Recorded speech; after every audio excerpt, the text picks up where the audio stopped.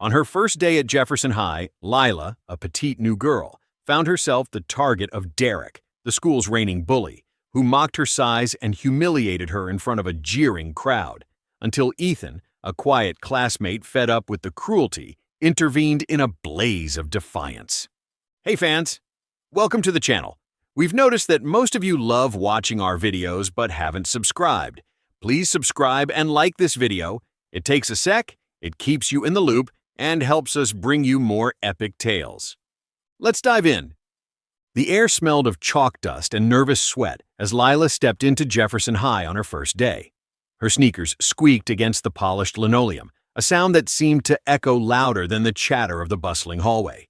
She was small, petite, as her mother always said with a loving pat on the head, but today, that word felt like a curse. Her backpack hung heavy on her shoulders, stuffed with textbooks and the fragile hope of fitting in. At 16, Lila had moved across the state with her family, leaving behind the quiet comfort of her old school for this sprawling, unfamiliar place. She clutched her schedule, her fingers trembling as she scanned the room numbers, praying she could slip into her first class unnoticed. She didn't make it 10 steps before she heard the snicker.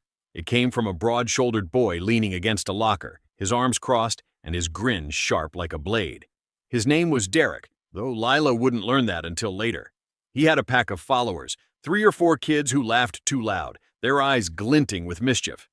Derek pushed off the locker and sauntered toward her, his stride lazy but deliberate. "Hey, look at this!" he called, loud enough for heads to turn. "What's a shrimp like you doing here? Did you get lost on your way to middle school?" Lila froze. Her throat tightened, and she felt her cheeks burn as the hallway seemed to shrink around her. She wanted to shrink too, disappear into the floor, become invisible. The laughter grew, a chorus of hyenas circling their prey. She hugged her backpack closer, her eyes darting for an escape, but Derek stepped closer, towering over her. "Ah, don't cry, little girl," he mocked, flicking her schedule from her hand. It fluttered to the ground, and he stepped on it, grinding his heel into the paper. "You're gonna need tougher skin than that." Across the hall, Ethan watched. He was leaning against the water fountain, his dark hair falling into his eyes, a half-eaten apple in his hand. He'd seen Derek pull this stunt before. New kids were his favorite target. Ethan had never liked him, but he'd always kept his distance. Derek was a storm, loud, unpredictable, and better avoided. Ethan wasn't a fighter. He was the guy who cracked jokes in class, who helped the janitor sweep up after school for extra cash. He wasn't built for confrontation, but something about this scene, the way Lila's shoulders hunched, the way her hands shook as she bent to pick up her ruined schedule, gnawed at him. He couldn't look away. The bell rang, shrill and commanding, and the crowd dispersed. Lila scurried off, her head down, while Derek swaggered away with his pack, still chuckling. Ethan tossed his apple core into the trash and headed to class, but the image of her lingered. He told himself it wasn't his problem. She'd figure it out. Kids always did. By lunch, the rumor mill had churned out a story. The new girl had cried in the bathroom. Ethan overheard it from a table nearby, where Derek was holding court, his voice booming over the clatter of trays. "She's so tiny, I bet I could pick her up with one hand," he said, flexing his arm to cheers from his crew. Ethan sat alone at the end of a table, poking at his sandwich, his stomach twisting. He didn't know why it bothered him so much. Maybe it was the way Derek's laugh sounded like breaking glass, or maybe it was the memory of his little sister, who'd once come home with tear-streaked cheeks after her own run-in with a bully. Whatever it was, it wouldn't let him go. He spotted Lila across the cafeteria, sitting alone near the window. She was picking at a salad, her fork moving mechanically, her eyes fixed on the table. Her hair, long and chestnut brown, fell like a curtain around her face, hiding her from the world. Ethan almost stood up, almost walked over. But then Derek's shadow loomed over her table and the moment slipped away. "Come on, shrimp," Derek said, snatching her water bottle and holding it above her head. "Jump for it." His friends howled as Lila reached up, her face crimson, her small frame no match for his height. She didn't jump. She just sat there, hands in her lap, staring at the table as if she could will herself out of existence. Ethan's grip tightened on his tray. He felt the heat rising in his chest, a restless itch he couldn't scratch. He'd seen enough. Pushing his chair back, he stood and headed for the condiment station. His hands moved on autopilot, grabbing a packet of pepper, tearing it open, pouring it into his palm. He didn't have a plan, Not really. But he couldn't stand there and do nothing anymore. Derek was still taunting Lila when Ethan approached. "What's wrong, huh? Too weak to—" His words cut off as Ethan stepped between them, his movements swift and sure. Before Derek could react, Ethan flung the pepper into his face. The bully staggered back, coughing and clawing at his eyes, his bravado replaced by a yelp of shock. The cafeteria went silent for a split second, then erupted into gasps and whispers. Ethan didn't stop. He grabbed the waistband of Derek's jeans and yanked them down, exposing the bully's striped boxers to the room. Laughter exploded, sharp, wild, unstoppable. Ethan snatched a handful of mashed potatoes from a nearby tray and smeared it across Derek's face, the white mush dripping onto his shirt. Derek flailed, blinded and humiliated, his fists swinging wildly. He lunged at Ethan, but two other boys, big guys from the football team, stepped in, holding him back. "Enough, man!" one of them growled. Derek's face twisted with rage, but he was outnumbered. Wiping pepper and potatoes from his eyes, he stormed out, his pants still sagging, his pride in tatters. Ethan turned to Lila. She was staring at him, wide-eyed, her mouth slightly open. The room buzzed around them, but for a moment, it was just the two of them. He crouched beside her table, his voice low but steady. "You okay?" he asked. She nodded, barely.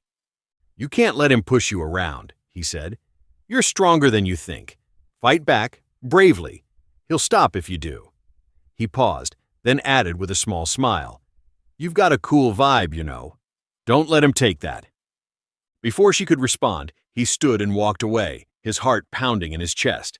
He didn't look back. The rest of the day blurred past, but the cafeteria incident clung to Ethan like a second skin. He felt the stares in the halls, heard the whispers trailing him.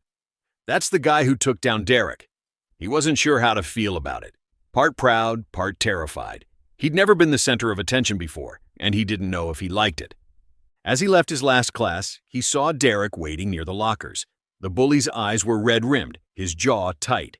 Ethan tensed, bracing himself, but he kept walking. Derek shoved into him hard, shoulder to shoulder, and before Ethan could react, one of Derek's cronies threw a hood over his head. Darkness swallowed him, the fabric muffling the sounds of the hall.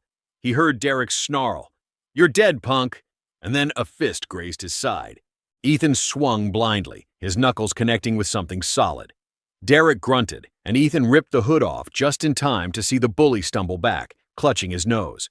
Adrenaline surged through him, raw and electric. He didn't think, just acted, driving his shoulder into Derek's chest and sending him crashing into the lockers. The clang echoed down the hall, drawing a crowd. Derek scrambled to his feet, but the fight was gone from his eyes. He spat a curse and slunk away, his friend trailing behind. Ethan stood there, breathing hard, his hands shaking. The onlookers stared, some with awe, some with disbelief. A girl he didn't know clapped him on the shoulder. "Nice one," she said, grinning. Others nodded, their faces lit with something like respect. For the first time, Ethan felt tall, not just in height, but in presence. He'd become something he hadn't expected, a hero. Lila didn't sleep that night. She lay in bed, replaying the day in her mind. The humiliation, the pepper, Ethan's words. Fight back, bravely. She'd never thought of herself as brave. She was the quiet one, the small one, the girl who faded into the background. But something had shifted in her when Ethan stood up for her. It wasn't just that he'd saved her, it was that he'd seen her, really seen her, and he'd believed she could be more. The next morning she stood in front of her mirror, studying her reflection. She tied her hair back, squared her shoulders, and took a deep breath. She wasn't sure what fighting back looked like, but she was done shrinking. At school, Derek avoided her, his head down as he slunk through the halls. The power he'd held over her had cracked, and she felt it. In English class, when a girl smirked and whispered shrimp under her breath, Lila turned and met her gaze. "Say it louder," she said, her voice steady. The girl faltered, mumbling an apology. It was a small victory, but it felt like a mountain. Over the weeks, Lila changed. She joined the debate club, her voice growing stronger with every argument. She laughed more, stood taller, made friends who saw her for who she was, not her size, not her past. The girl who'd once trembled in the hallway became someone new, someone unbreakable. Ethan watched her transformation from a distance, a quiet pride settling in his chest. He didn't talk to her much after that day. Just a nod here, a smile there. But he didn't need to. They'd both found something in that chaotic moment. Courage, resilience, a spark that refused to dim. By spring, Jefferson High had a new rhythm. Derek's reign had faded, his swagger replaced by sullen silence. Ethan was still Ethan, funny, kind, unassuming, but the school saw him differently now. A protector, a quiet force. And Lila? She was no longer the new girl, no longer the target. She was a presence, a light that drew others in. One afternoon, as the bell rang and students spilled into the halls, Lila caught Ethan's eye across the crowd. She smiled, a real, unguarded smile, and mouthed, "Thank you." He nodded back, his own grin breaking through. They didn't need words. What they'd built together, in that messy, mashed potato-streaked moment, was enough. The consequences of bullying rippled outward, but so did the consequences of courage. And in the end, that was the story that mattered. When bullying goes too far, there should be consequences, right? Watch our next video about a school bully who poured super glue on a fellow student and the outcome. Like our videos? Subscribe for more. We're just getting started.